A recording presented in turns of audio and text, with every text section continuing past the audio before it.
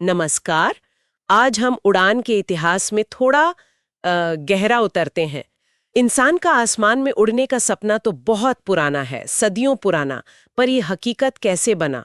हमारे पास हवाई जहाज़ों का विकास, उड़ानों की गाथा से कुछ दिलचस्प बातें हैं और हम देखेंगे कि कैसे गुब्बारों से लेकर आज के सुपर एडवांस्ड विमानों तक का ये सफर तय हुआ।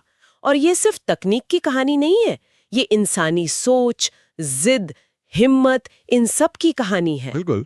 और ये समझना बहुत जरूरी है कि हर पड़ाव वो सिर्फ एक नई मशीन लेकर नहीं आया। उसने हमारे सोचने का तरीका बदला, दुनिया को देखने का नजरिया बदला।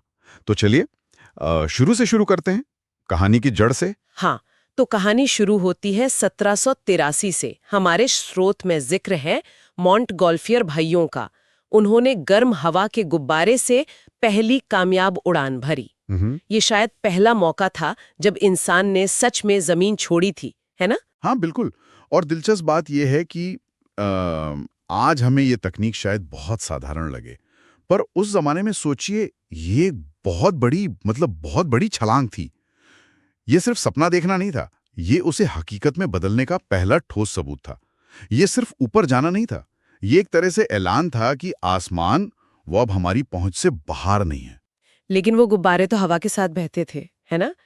उन पर कोई कंट्रोल तो था नहीं। तो असली मोड़ तो शायद तब आया होगा जब नियंत्रण, कंट्रोल की बात आई। बिल्कुल सही कहा आपने। यहीं पर 1903 में राइट ब्रदर्स का काम इतना क्रांतिकारी बन जाता है।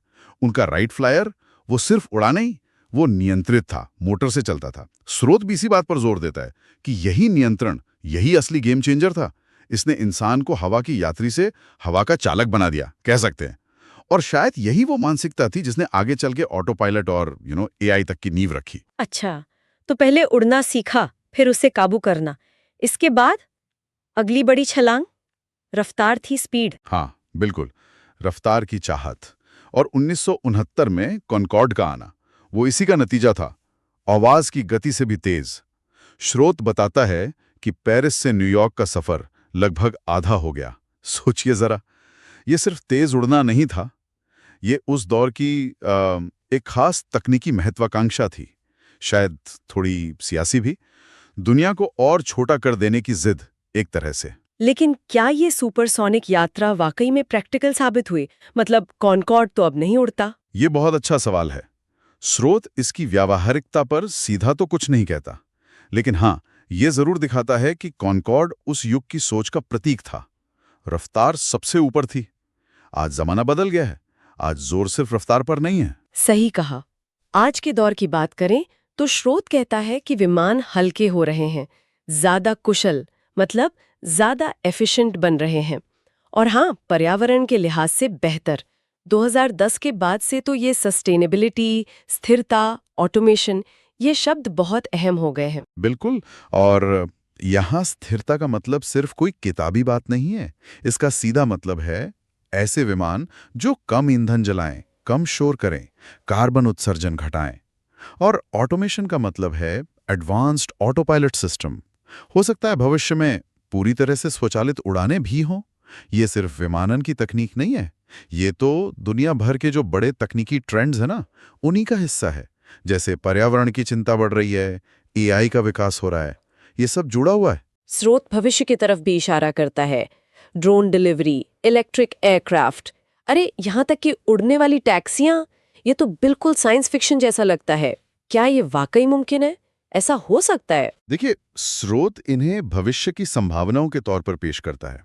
और अगर हम देखें तो ये उसी ऐतिहासिक सफर का अगला लॉजिकल कदम लगता है जो मॉन्टगोल्फियर भाइयों ने शुरू किया था। हर दौर की अपनी चुनौतियां होती हैं, अपनी महत्वाकांक्षाएं होती हैं। आज चुनौती है पर्यावरण की, शहरों में भीड़-भाड़ की। तो ये नई तकनीकें शायद इन्हीं का जवाब देने की कोशिश है। ये उड़ान को और ज्यादा सुलभ बना सकती हैं, शायद हमारे रोजमर्रा के जीवन का हिस्सा। हाँ, ऐसा हो सकता है। तो हमने देखा कि कैसे वो गुब्बारों की अनिश्चित उड़ान से शुरू हुआ सफर, फिर नियंत्रित उड़ान आई, फिर सुपरसोनिक रफ्तार, और अब हम कुशल, एफिशिएंट और शायद भविष्य में निजी उड़ानों की बात कर रहे हैं।